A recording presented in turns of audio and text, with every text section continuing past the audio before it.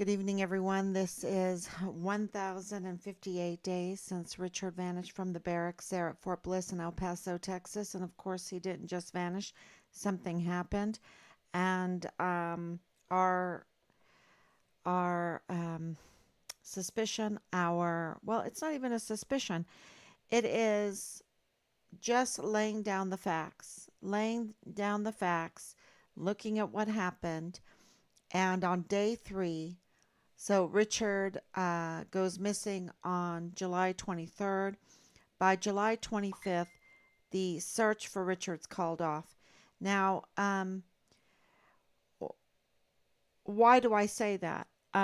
They're supposed to contact family. They're supposed to, if they call off the search of your missing soldier, they're supposed to let you know and give you reasons. And that should all be in a file.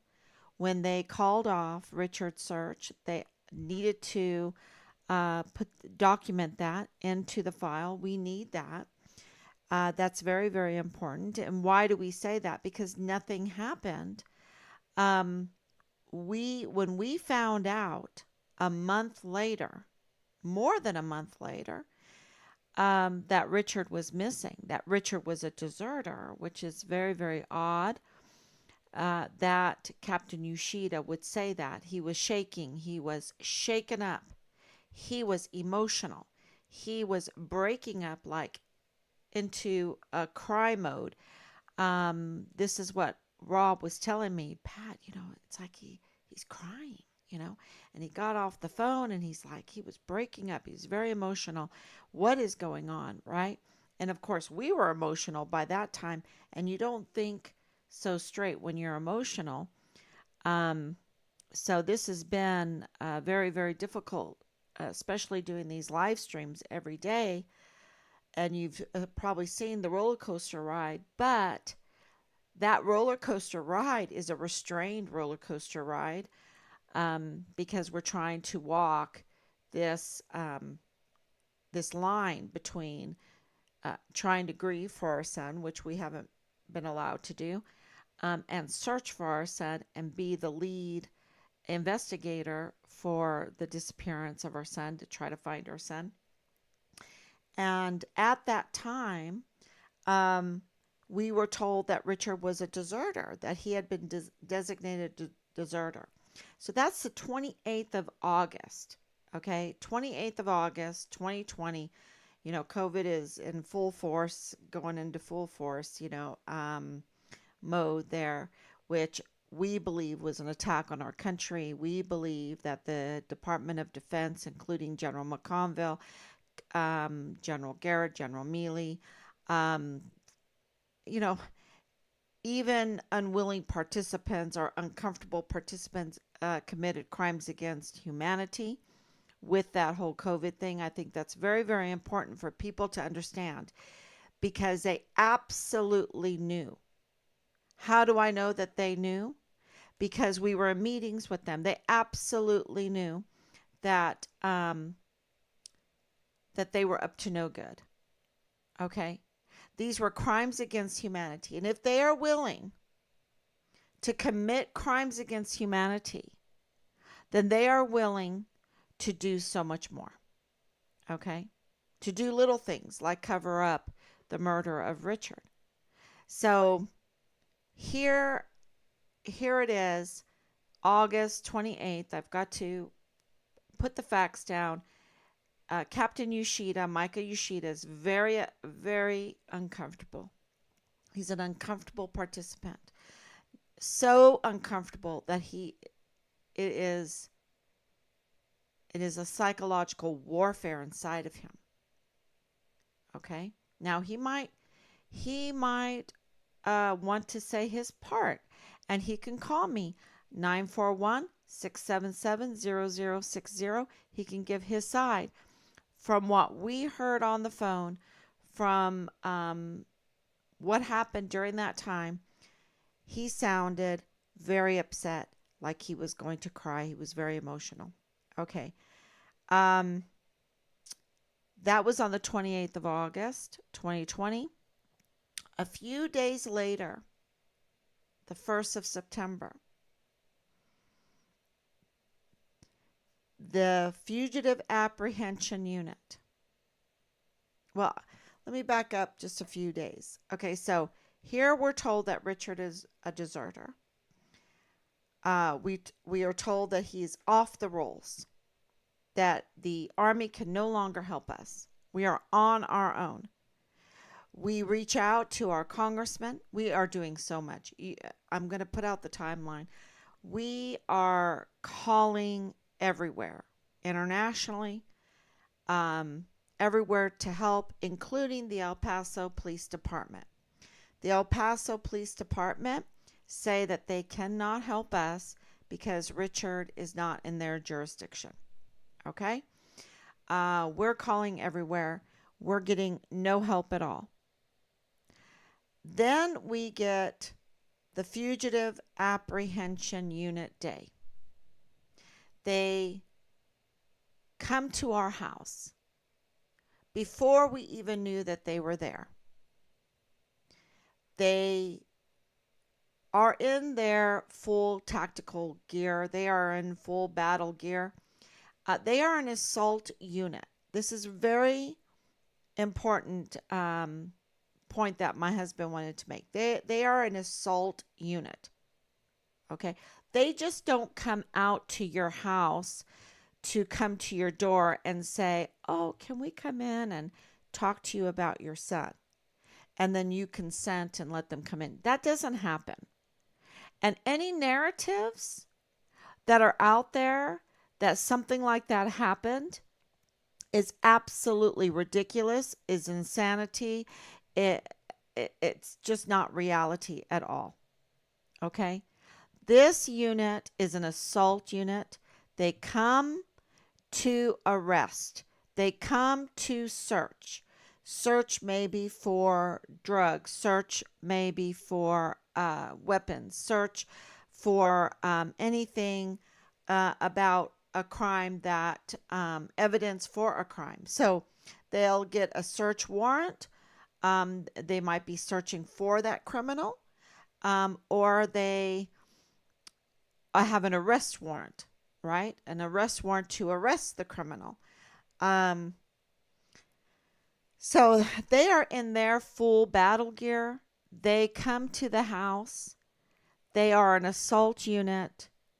They're called the Fugitive Apprehension Unit for the Sheriff's Department.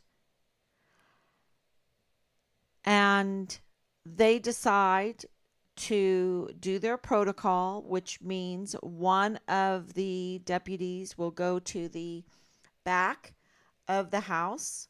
They will go around the house. They will cover the door in the back of the house, and the other one will go to the front of the house because they are there to search. They are there to arrest. Okay? You don't want anyone running out the back door, evading arrest. Okay? So they're in their full mode. I'm in the back of the house. I look out my window. I see the deputy come around the house to our backyard where the lanai is. I see him, okay, in full battle gear. The doorbell rings. I go to the door. I am happy they are there. Even though they are intimidating, they are in full battle. This deputy that was at the door, 6'8" tall, a beautiful man, intimidating because he's strong. He is wearing, the whole, all the gear.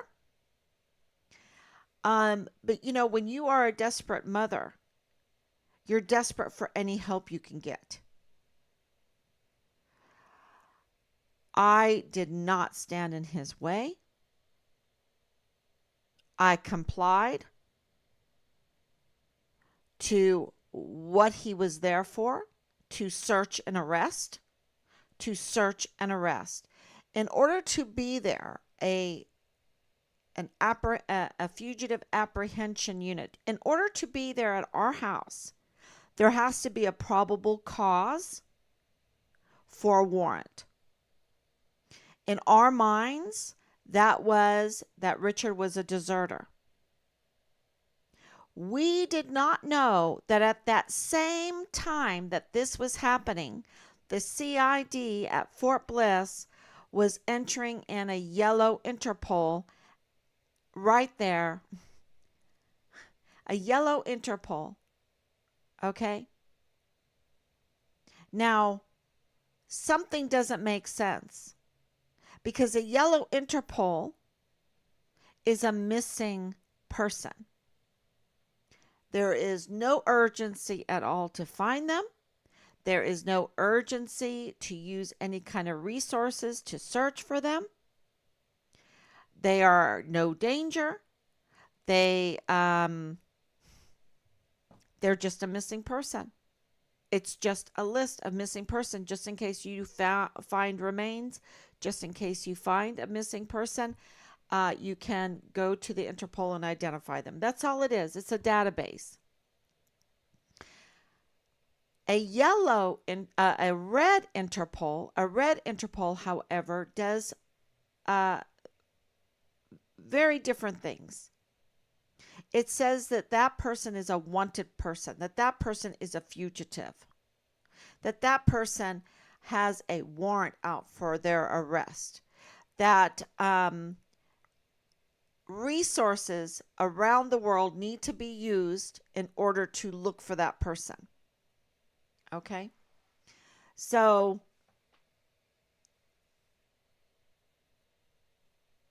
what is it? What was the probable cause? Because I will tell you, when the deputy came to our house and when we cooperated with them, okay, so this is a cooperation. This is not anything but please do your job. Okay, we're not going to stand in your way. The job absolutely is to arrest, to search. The job is to apprehend. They are the fugitive apprehension unit. This is a fugitive apprehension unit. This is not just some sheriffs or a police department coming to your door. So any narrative that says anything different, that they absolutely had to have a warrant to do what they were doing, if they're trying to give you a different narrative than that they had to have a warrant to do what they were doing, to come to our house and trespass on our property, to go to the back door, to be in full battle gear, to give the impression that they were there to arrest, that they were there to search. Isn't it, if someone's telling you that, they're trying to fool you, that they're just there like a police officer, or like, that they're not, that they don't need a warrant to do that. They absolutely need a warrant. And why is this such a big deal? Because they can't produce a warrant. We absolutely thought they had a warrant. I called him not too long ago and said, "Didn't you have a warrant?" And he's like, well, let me get back to you." What? I had an email. What? Where is the warrant? We want the warrant. And this is the thing. When you are in a family in a crisis, it's easy for everyone else to say, "Well, didn't you ask for it? Didn't you do this? Didn't you do that?" No, we're in a crisis. We're in an emotional state, right? Very emotional state. But the fugitive apprehension unit deputies are trained. They are trained. They know what to do. That's why we pay their taxes, because they know what to do. They know that they need to have a warrant. They know they need to produce the warrant. They know they should give us a copy of the warrant at the door. Okay? They're supposed to have our back. That's why we pay them. taxes. That's why we pay for their training, right? That's why we depend on them and trust them. And we cooperated with them. We cooperated with them because of a trust, because of a presumption that they are doing their duty. And they violated that. They violated our civil rights. They violated our trust. They did not use their training well. And I'm not saying they weren't nice. They didn't give us a hard time. All the emotions were good while they were there. They offered to help. And they were not afraid of Richard. They were not even expecting Richard. Matter of fact, I would say from the reaction, the experience I had with them, that they had no presumption or probable cause. They had no probable cause for even a warrant.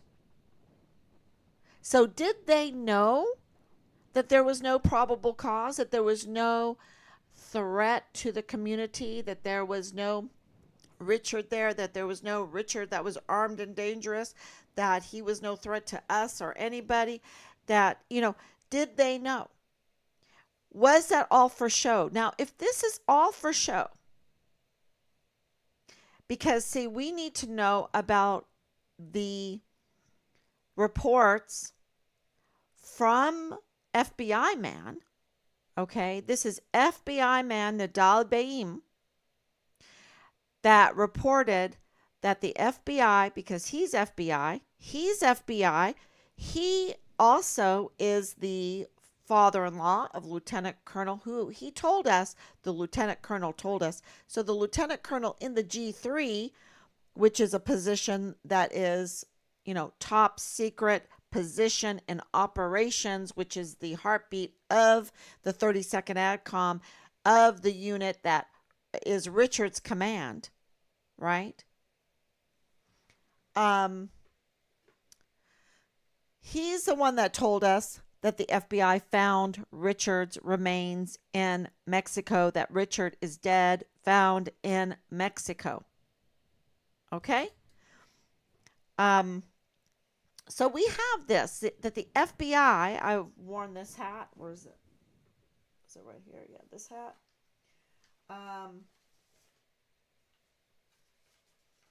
Let's see if, I'll just show it to you. That says, is the FBI and the DOD hiding our son's remains? Because the father-in-law, right, that says he's with the FBI man, he's the father-in-law of Lieutenant Colonel Bugado of the G3, 32nd ADCOM. Richard's command. That's Richard's command. Okay? So I've been wearing that and asking this question. And is the FBI hiding the remains?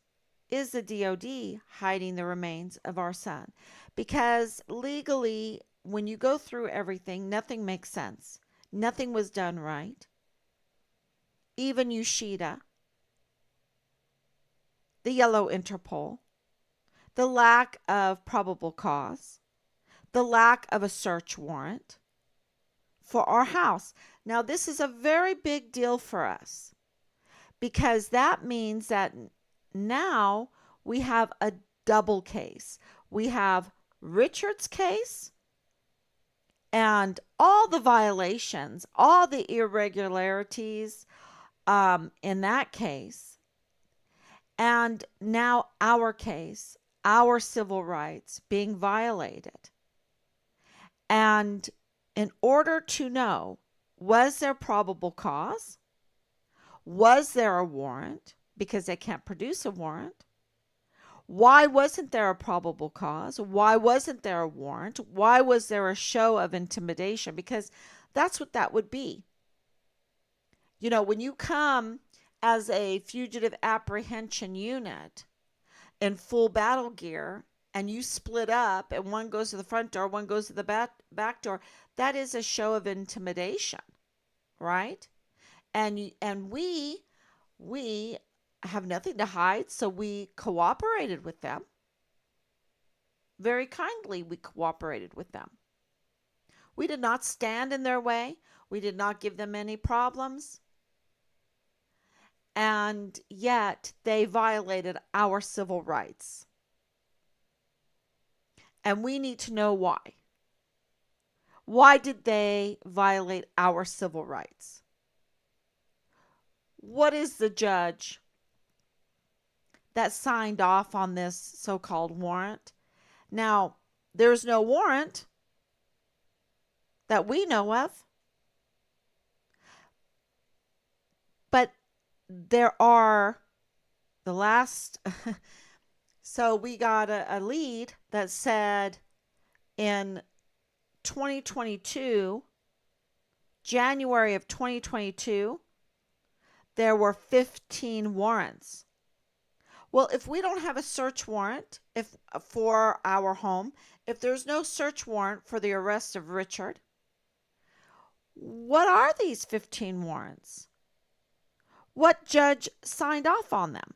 And read from it. We put together a letter to the judge there at Fort Bliss, asking him the questions for these documents. And we wrote, "Dear Clerk of the Court," most judges have a clerk, right? Most judges have a clerk. This is a colonel. This is a colonel judge. He has to have a clerk. We're trying to be respectful in everything that we do. Can you imagine day 1058 and we're trying to be respectable? So what is happening is we're saying we're Robert and Patricia Halliday. We're the parents of PFC Richard Halliday, because, Richard just was promoted twice real quick. The Vanessa Guillen the first absent soldier, the Vanessa Guillen first absent soldier, and also whistleblower, double whistleblower, and the Vanessa Guillen first absent soldier. Very big deals. Very big, because Richard is setting precedents, and that precedent doesn't look good for the rest of service members, volunteer sons and daughters of this republic. So Richard goes missing in July of 23rd, 2020. It's been 1,058 days today. He was honored to serve as a guidon bearer for his unit, Delta Battery 14388. And he was the Distinguished Honor Graduate for his cycles in basic training and advanced individual training. And we would like to exercise our right to access information and documents pertaining to our son's case. Why? Because our primary concern stems from the search conducted at our residence in Sarasota, Florida, which appears to have taken place without a warrant. We kindly request your assistance in providing us with the following information and documents: Richard's case file, the indictment or complaints of anybody, right? Court orders, court transcripts, plea agreements, sentencing documents, subpoenas and witness statements, appeals, and any kind of documents that pertain to the appeals, probable cause affidavits, search warrants, arrest warrants, affidavits in support of warrants, autopsy reports. We don't give the numbers. We're saying we want any autopsy report that was conducted in relation to Richard Halliday's case. Right? They could deny that. They have not denied that. Okay? They have not denied these autopsy reports. Witness testimonies, forensic reports, chain of custody, investigative reports, surveillance footage, because we've been told that they've been tampered with, we've been told some are missing, expert opinions, case updates.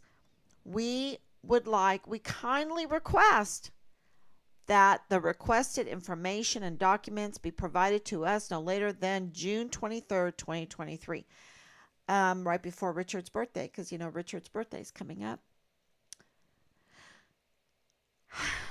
We'll walk that straight line. Don't get too emotional. Um, yeah.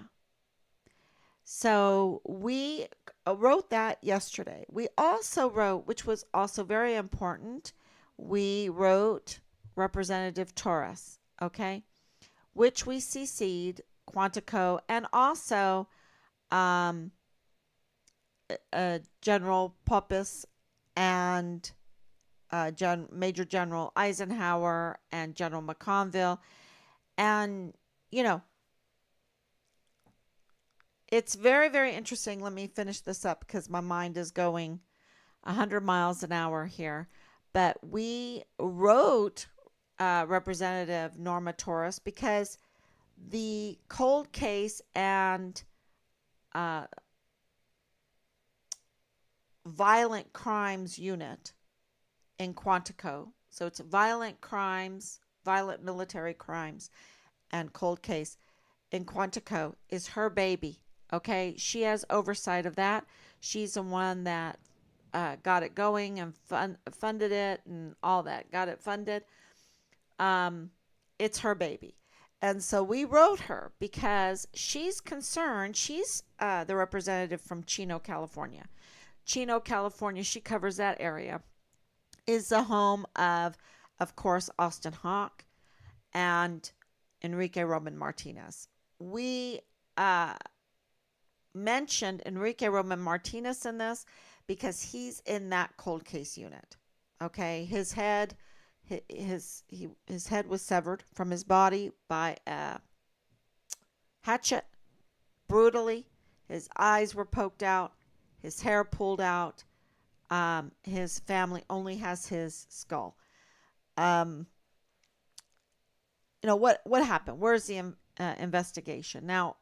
You know, I just have to mention that because I just can't even imagine the fugitive apprehension unit coming to their house. Um, it's a terrible thing that families have to deal with this kind of it, not just incompetence or criminal activity. It's one or the other. One or the other. Um, so we wrote to Representative Torres, and I should make sure that everybody's on.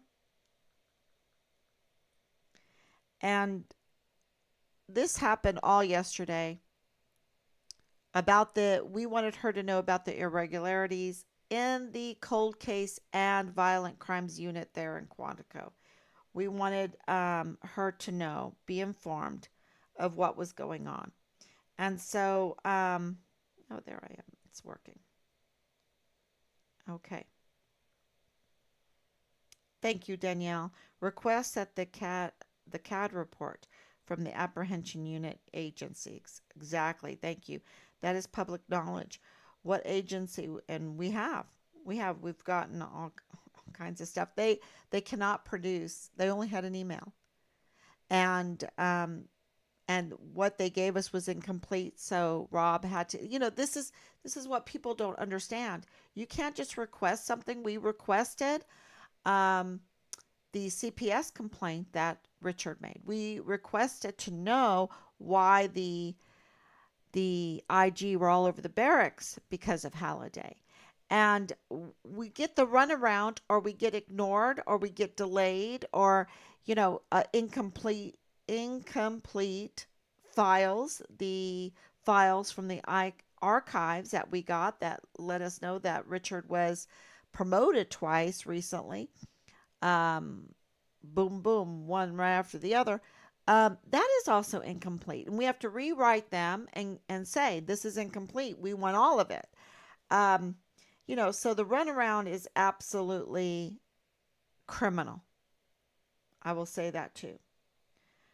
Dispatch logs, public knowledge, they need a warrant with a judge signature. Exactly. And we've requested the judge. Okay. We want to know who the judge is. There's no, as of yet, they can't produce a warrant. No, any warrant for what happened that day. Okay. And so we're dealing with that, but we're also dealing with the cold case and violent crime unit there in Quantico who, um, let me list this. The cold case unit allowed a significant gap of inactivity in our son's case lasting over 15 months. Now, this cold case unit with violent crimes, right, was put into place because of Vanessa Guillen.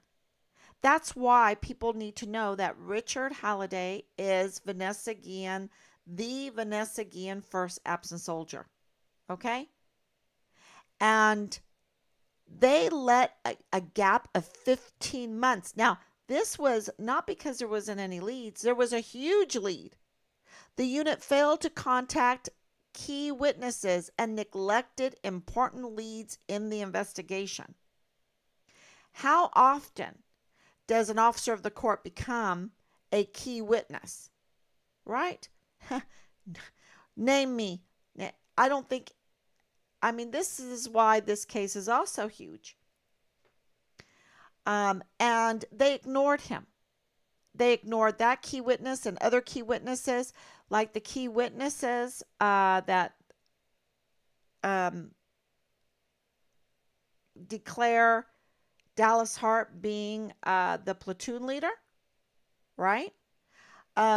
What's all the autopsies, why couldn't they look into it? But anyway, the unit has been unresponsive to our basic inquiries, failed to acknowledge our communications, copies of essential documents. What about FBI man Nadal Baim, the father-in-law of Lieutenant Colonel Bradford Bugado in the G3 of the 32nd ATCOM? What's going on there? Why couldn't they let us know? Why couldn't they give us those documents? Let us know what's going on. They're supposed to let us know. So the unit has not addressed conflicts of interest, like Tavita Nusa, CID Special Agent Tavita Nusa, having an affair with Leilani Hart, who confessed in a CID complaint that she notarized that Dallas Hart, as a first lieutenant in the United States Army, was having an incestuous affair while in their home in Leilani's master bedroom. A 7-year-old was being sexually assaulted. I don't know how many times, because it took almost 2 years for her to even report that. While in their home, long periods of time, child pornography. Um, you know, when are we going to say this is not something to tolerate, right? We have people even mistreating animals. Um, we have people mistreating babies, 7-year-olds. I'm walking that fine line, y'all. The unit has not addressed the conflicts of interest, even with Jay Paulin having his good buddy in the CID as a special agent, Ron Steig, Special Agent Ron Steig. We haven't gotten that back. Internal affairs complaints involving CID agents have been ignored by the unit. The unit has failed to visit the crime scene. The unit has failed to visit the crime scene. Yeah. Despite repeated threats against our family, the unit continues to demand that we provide leads while failing to ensure our safety. Yeah. And the cold case unit has neglected to address retaliation by a key suspect against a key witness. Those are huge. And we thought that Representative Norma Torres, who wants something better for Enrique Roman Martinez's family, something better for Vanessa Guillen's family, something better for Caleb Smithers, something better for Austin Hawk's family, because we've heard something better for Lavina Johnson's family. You know, she wanted something better for them. She's not getting it. She put forth all that time to get that legislation passed, to get that funding, and she's not getting what she wanted. What is mandated? What is mandated?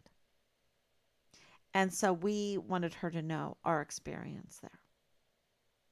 So we put that in yesterday, and very interesting timing. God has very, very interesting timing, because we also responded to the outreach of Tony Gonzalez's staff. Had reached out to us. We're very thankful for that. And we asked him to inquire, to put in a letter of inquiry with Major General Eisenhower, and also a letter of inquiry to that cold case violent crimes unit there in Quantico. Put that in, right? So that all happened yesterday. It was every day is a busy day, y'all. It really is. We're working very hard behind the scenes. We don't have a big staff. We use whatever we can to help us put together these letters. And we're very grateful for the Grammarly and all of that to help us. This is so time consuming. I can't even imagine what families go through. And that's why the criminals get away with this kind of crime, and that the DOD has become so corrupt. Okay, the DOD right now has become so corrupt that just they've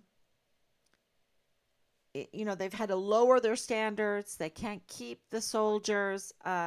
You have the suicides, you have the drug overdoses, you have all of this stuff going on. The sexual harassment, the sexual assaults, all going on still. And they wonder why. I don't know if they wonder why. I think it's designed. At this point, I think it's designed. I think it's a designed attack on our military. Okay. So that's why we had to put in all of these inquiries, the letter responses, yada, yada, all the time, every day. And yesterday was very interesting because General McConville was right there in Fort Bliss. He was there for the Command Sergeant Major graduation, Sergeant Major Academy graduation, I believe it is. And yeah, he was there. And lo and behold, a meeting was called that afternoon by Major General Eisenhower.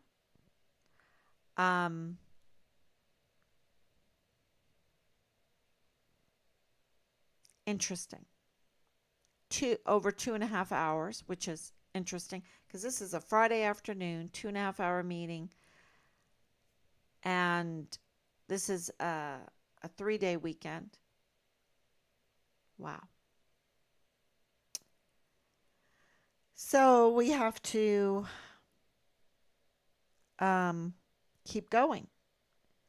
Keep going. Because let me tell you, if General McConville had a little powwow or little meeting or, little tyrannical, these are my orders how to handle this, with General Eisenhower, and it had to do with our case, and they didn't contact us to invite us to the meeting, invite us to their little powwow, um, uh, via VTC, with all of this going on. And I know, uh, if this happened, um, I would not. I just want to say to General Eisenhower, General McConville is up to no good. Okay, he's up to no good. Are you going to be a participant of this kind of evil? I hope not. Because General McConville, his his idea of having any soldiers back is to order a stage task force find Richard Halliday meeting where the military goes out of uniform, where there is no op ward, where there is no leader. He doesn't have any soldiers back. Uh, no, I would say yeah, he's up to no good. He's serving foreign and domestic enemies. He needs to be arrested. He needs to be investigated and arrested. And I can tell you right now, I would be the key witness to it. Arrested. He needs his title taken away. He needs to get that uniform off of him, get those stars off of him, because he has sold us out. And he committed crimes against humanity. I just I can't even believe it. And when I say I'm sad about the whole thing, it's not that I don't want justice. I want justice. But it is a sad day for America that so many of our generals have sold us out. Because we've given them everything. We gave them our trust. People don't understand our family.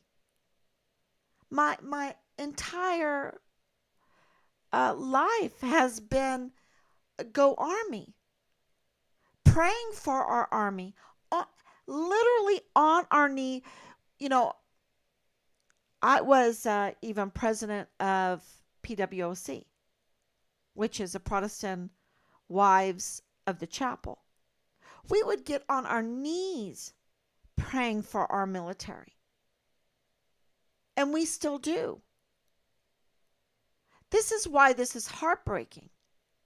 That the very people that we entrusted with our family members, be it our husbands, be it our sons, be it our daughters, be it our wives, be it our fathers, be it our mothers, be it our grandparents. My dad, that's a long story. But, we would do those care packages. I dressed up as a clown. I need to put up those pictures. My mom just gave me confirmation pictures. My confirmation pictures were there on Fort Bliss at the replica. I was confirmed on Fort Bliss in the chapel of Fort Bliss. Right? I was born at White Sands. Our whole life has been that. And my husband, 30-year veteran. So many, when you're a physician assistant, when you're a medic, when you're a physician assistant, the top casualties are normally chaplains and medics. So here he is deployed over and over again. The first 18 years of our daughter's life, Hannah, he was deployed. And we're praying. And we entrust our loved ones to General McConville, to General Mealy, to General Garrett, who's now retired, to Major General Eisenhower to Lieutenant General Sean Bernabe. And I don't know about Eisenhower now. Okay, he's a flag officer. I don't know about him, but I know that those 44 four-star generals and Lieutenant General Sean Bernabe and Lieutenant General Donna Martin, they are criminals, y'all.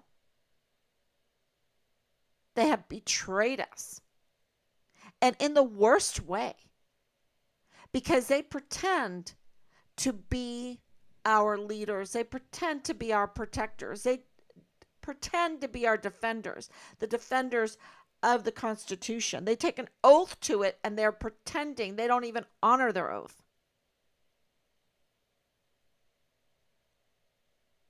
They pretend with this charm school that they go to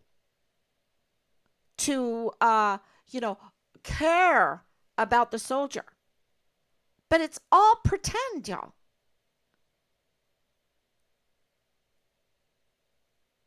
If COVID didn't show you that they were pretending, I don't know what will. That was crimes against humanity. They did not respect the rights of our service members and their families. They put everyone in the same bag and said, even those that had asthma had to smother their ability to breathe.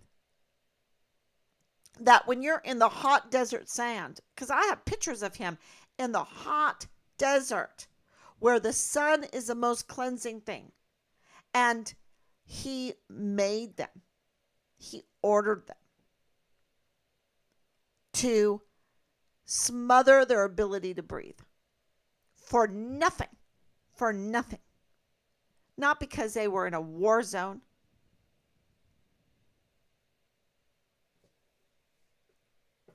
No. No. He weakened our military. Mealy did it. McConville did it. Sean Bernabe did it. Donna Martin did it. Donna Martin contacted us the day, January 5th, and said, do not go. Why? Why can't I go to my nation's capital when I know 1 million people are going to be there and I can hand out so many flyers and so many veterans are there, so many patriots are there, and there were. And what thanks do these patriots and veterans get? They get called domestic terrorists. We were called domestic terrorists for praying for our country. We got tear gassed for praying the Lord's Prayer for our country, singing patriotic songs. They blanket through the whole media, they just made a blanket statement. These were domestic terrorists. And where was the military to stop that kind of narrative for their veterans, one being my husband, who was there. 30 years service, being called a domestic terrorist. Wanting to get answers for where his son is.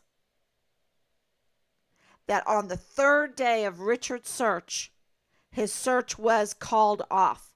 The third day of his disappearance, the search for him was called off. Why do we know that? Because nothing was done. Nothing.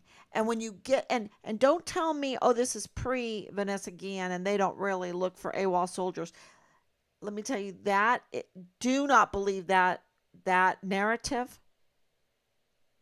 They absolutely have to call family. They absolutely have to notify the El Paso Police Department or the local, the Border Protectors. They absolutely have to care about our soldiers that are missing. They absolutely have to look at CCTV footage. They absolutely, and they called off his search. They called it off without even contacting family. And do not tell me, oh, it was because of some DD whatever. No. If you're in a car accident, they don't say, "Oh, well, did you write down the name of the next of kin so I can call it?" No, they contact the military police there in El Paso, on Fort Bliss, or even the Red Cross, and say, "Get in touch with this person's family," because we have something called family law, respect for service members' family, next of kin. That did not happen. It took less than 1 minute. Less than 1 minute. Even Special Agent Soto said it. There was no excuse. Somebody called off Richard's search.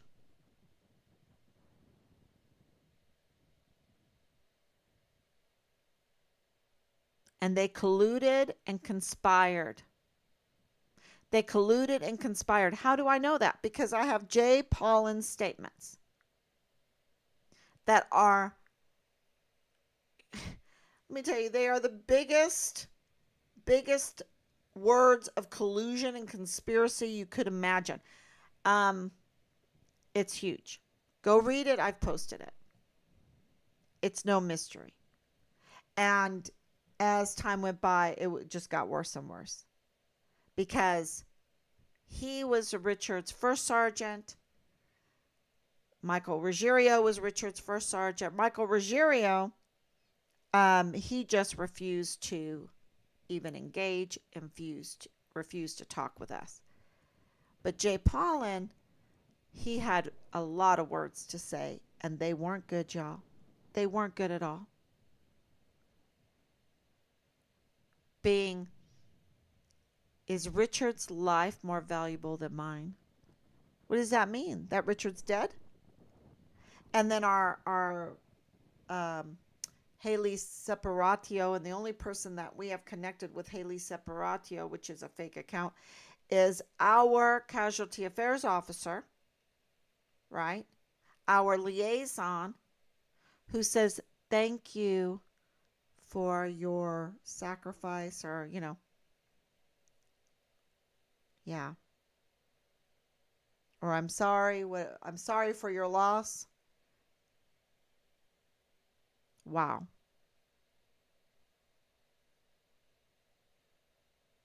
Wow.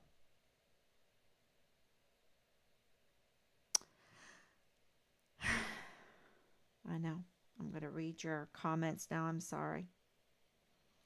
What agency knew that the apprehension team was coming to your house? Who sent the email? Was it a friend or someone possible involved in the disappearance of Richard? They said it came from St. Louis.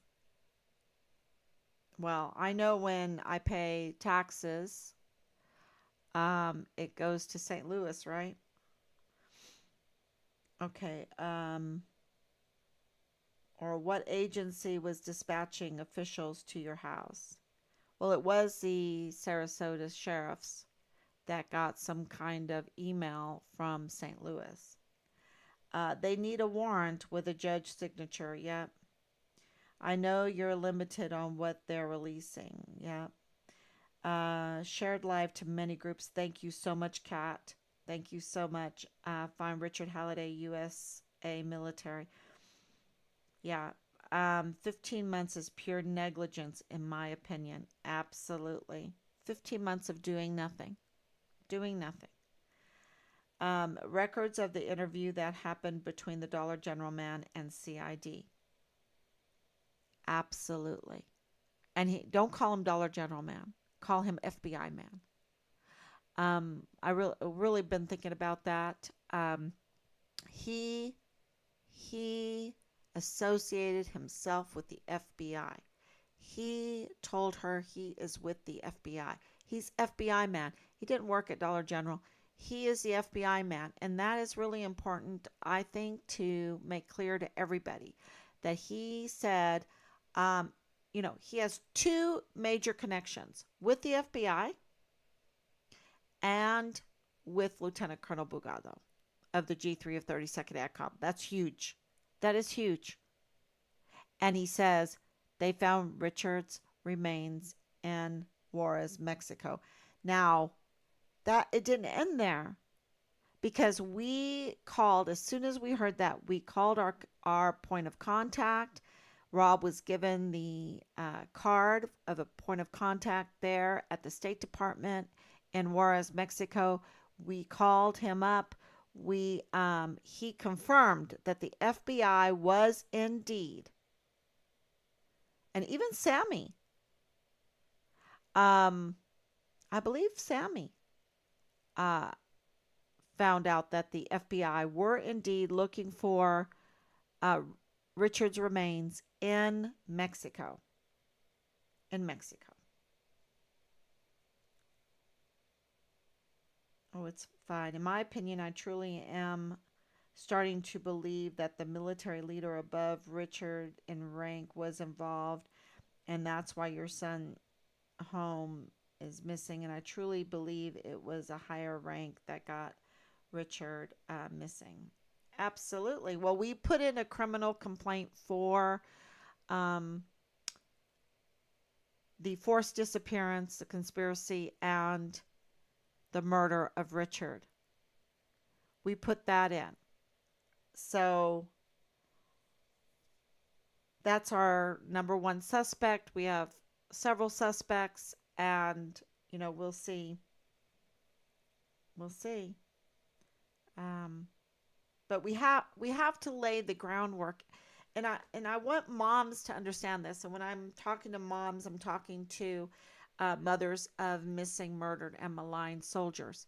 That's who I'm talking to here. And I want them to understand something that we've learned. And this is not just for moms. If you're an aunt, if you're a father, if you want to join moms, absolutely. Um, but what we've learned through all of this is that you have to lay down the groundwork, okay? And do not get discouraged when they mislead you, when they don't answer you, when you've just got to keep laying down the groundwork. And because here we have letters to Veronica Escobar. She's totally ignored us. Letters to our representative, William Timmons. He's ignored us. We have letters to our Senator Graham, who, he's all about the military, and he totally ignored. He doesn't care. He doesn't care. It's all about contracts with him. That's my opinion. Um, and so we wrote, of course, Senator Cruz. He wrote a beautiful letter for us, but he got flipped off. So that revealed that they don't even have the power that you think that they have, because he got flipped off by the Secretary of the Army, who's 23 ranks lower than he is. She is his subordinate. So Christine Warmouth is Senator Cruz's subordinate, but she gets to flip him off, right? He does this beautiful letter, and so if he runs for president, for senator, they don't even have the power. And what that told us is that the stories about Mealy not obeying the commander in chief at the time, that's what this was so important. We needed to look into it. And here they had hearings that the DOD was not listening and obeying the orders from the commander in chief. So Mealy was not following orders. And isn't it crazy that when we got to El Paso, the big talk was Richard did not follow general orders. And then they go, oh, no, it wasn't that. It wasn't that. He did not do the COVID thing. No, that wasn't that. He did not follow his battery commander's order. That's what it was.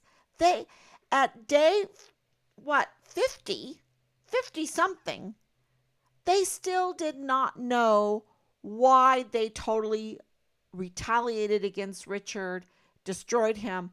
Uh, you know, if it was legitimate, it wasn't legitimate. They didn't even know. So that clearly told us that it was a retaliation for something else, and they did not tell us he was a whistleblower. That's another thing. So we're going, why is this happening? Why did they have it in for Richard? Right? Because it sure wasn't for disobeying battery commander's order or general order or COVID or whatever. He did all of that perfectly. He did all of that perfectly. It was on a Saturday. He went on a drive all by himself to go and shoot a weapon. They had this big mess of a traffic construction area. He self reported at the border. Why did CID tell the Border Patrol to arrest Richard, to shackle him, to take his car away and impound his car? Then they gave him a field grade Article 15 after they already had given him a GOMAR, made the GOMAR permanent. Are you crazy? This was such a retaliation. So why would CID do that? Well, who was the CID guy? Tavita Nusa? Was it Ron Steeg? Who in there was conflict of interest, right? So we need to know, because the whistleblowing is a very major part of this case, because it shows motive. Motive for the retaliation, motive for any kind of harm that they did to Richard, and for his murder. And that's why this is so important. So it is very, very important. And I just want to know what's in the CPS complaint.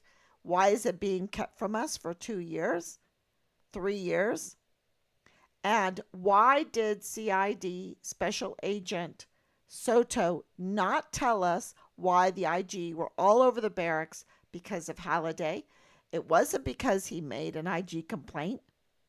That's they told us that. And we're like, then why?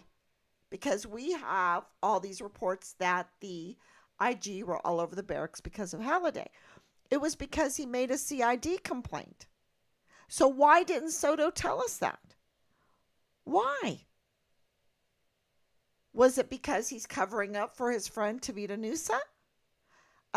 Was Ron Steeg involved in this? There's conflict of interest. Is Ron Steeg trying to cover up for Jay Paulin? Is Tavita Nusa trying to cover up for Dallas Hart or Leilani Hart? Who's all involved in this? And if that motive is set, and they did torture Richard, and they did brutally murder Richard, and they did dismember him, and they did put him in different areas, we need to know. We need to know this, because then there was no probable cause to search our house, because they knew that they already had his remains. There was then no probable cause to arrest him because they knew he was dead.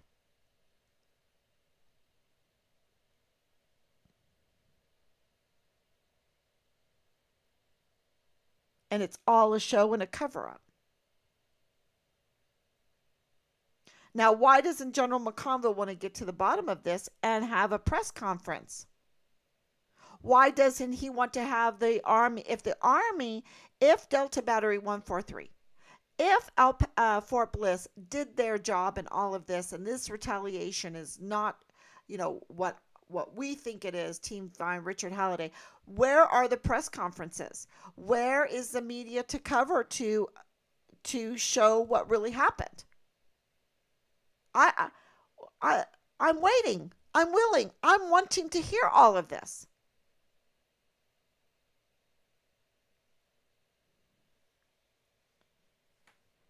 But, silence. Silence. And General McConville had the perfect opportunity yesterday morning. He was there.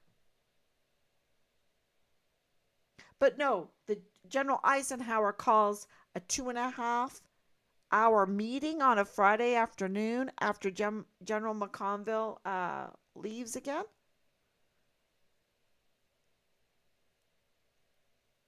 Uh, I'm sorry, but I am so suspicious of that whole thing. Because, yeah, I'll read his remarks after this. Um, Thank you so much, Kat.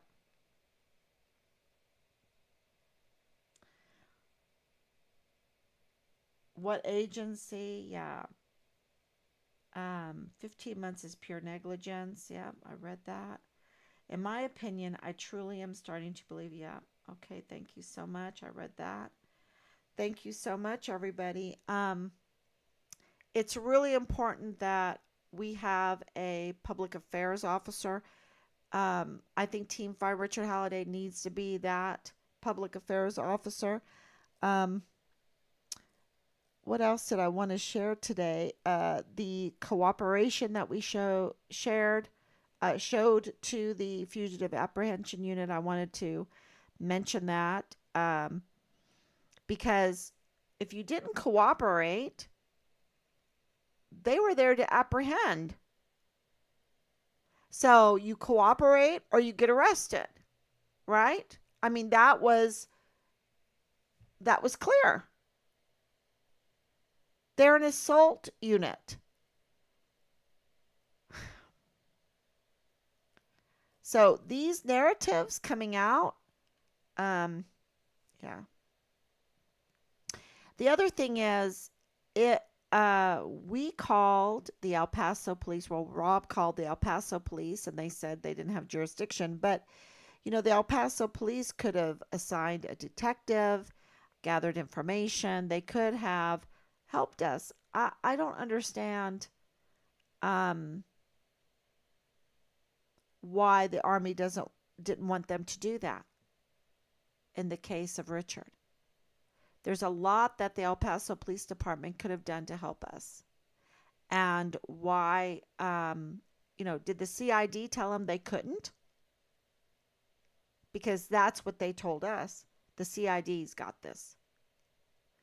But everything that I read is that the cooperation that we showed the Fugitive Apprehension Group is also the cooperation that CID should have with the El Paso Police Department, with the Border Protectors, with the U.S. Marshals. They should all be involved. That's why there was this fake stage task force find Richard Halliday with 15 plus agencies, with ATF, right? Because ATF was there, so somehow weapons were involved in this.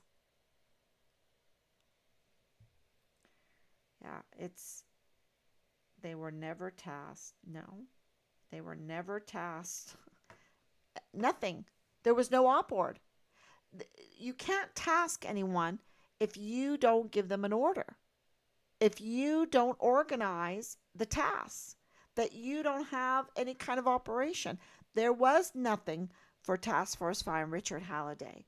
It was a staged event, and that was it. And General McConville, we were on the phone with him. He put that together. He, gave us the whole charm school talk while betraying us. So I don't have. I'm so kind to him. You know, um, I wish. I don't even know if I should say it. Anyway, I'm very kind to General McConville, and I wish that he was absolutely arrested and totally defrocked. Take that beautiful uniform off of that criminal man. Okay? Take it off. Take away every star, every stripe. Don't give him anything. No privileges. He totally betrayed every privilege we gave him, every trust that we gave him. And the same thing with Mealy, and the same thing with Donna Martin, the same thing with poor Fort Hood. What's the new name for Fort Hood now? For Cavazos. If I was that family, I would say, get my name off of that installation. I don't want it because it's not genuine. It's not a genuine change. You just appointed Sean Bernabe to be the leader of Fort Hood, Fort Cavazos, which means you're not genuine. You have no real interest in changing anything. That's why we had to write Representative Norma Torres to let her know that the Army has the Pentagon, who the SJA's answer to, that we were trying to get information that we're trying to get information from, that they have no intention. There's no real intention, no genuine intention to change anything, to do any good. All they want to do is harm. They're up to no good. And all they want is war. War, even when there's peace possible. And peace is possible. And, we've had our belly full of war. And it's destroyed our country. And for trillions of dollars, what do we've got for it? A lot of injured service members. A lot of maimed service members. We don't have good roads. We don't have a good economy. We don't have good health care. No, we have crimes against humanity. And I'm not saying that all of it's bad. I'm saying for the trillions of dollars, we should have a beautiful, beautiful, star fort type of Tartarian, what everyone's talking about right now. Everyone's talking about Tartaria, the history of Tartaria, and star forts, and all of this free energy and all this stuff. We should have a little bit of that for trillions of dollars. Because if they could have done it way back when, right? Because we know we have star forts all over the world. Where is our beautiful architecture? Where is our beautiful ports and cathedrals and all these beautiful things that we can build, that we can use to better our society, our communities? And I know I'm on a soapbox right now with that, but it's absolutely the truth. If we have 44 four-star generals, we only had 7 during World War II. If we have 44, where is the fruit? We don't. We just have rottenness. We've entrusted to them trillions and trillions of dollars, and they've betrayed us. We've entrusted into them our volunteer sons and daughters, and they've betrayed us. We've entrusted to them our veterans, and they've betrayed us. Matter of fact, they call us domestic terrorists. And, wowzer. So, and I'm being easy right now. I'm being so easy. For the level of crimes that they've committed just in the sex cults, I'm being easy. And that's why this is so important to get out. Where is Richard? What happened to Richard? That they would go to this kind of extremes, this kind of psychological warfare, asymmetric warfare tactics, military operations on the family, and even betray and violate our civil rights. And they did it to Richard. And more and worse. Where is he? It's all very, very bad. If it wasn't so bad, why is it so bad? because it's very bad. And so that means something very bad happened to Richard. Because if something very bad didn't happen to Richard, why is this so bad?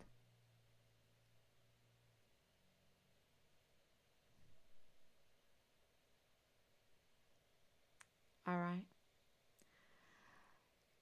Y'all, I will be back tomorrow.